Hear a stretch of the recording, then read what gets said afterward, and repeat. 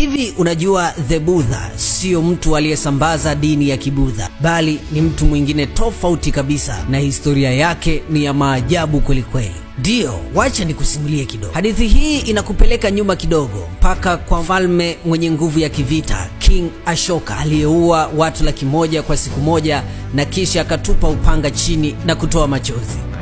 I killed so many people.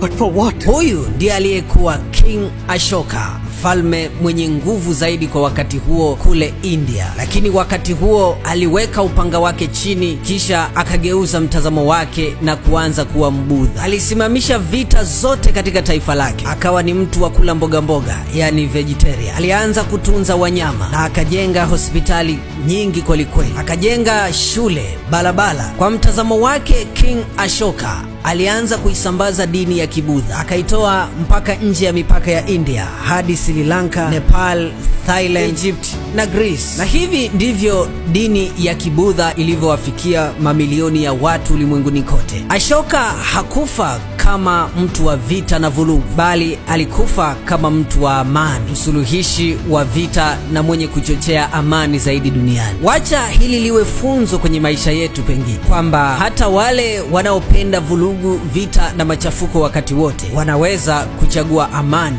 wakati mwingine. Isome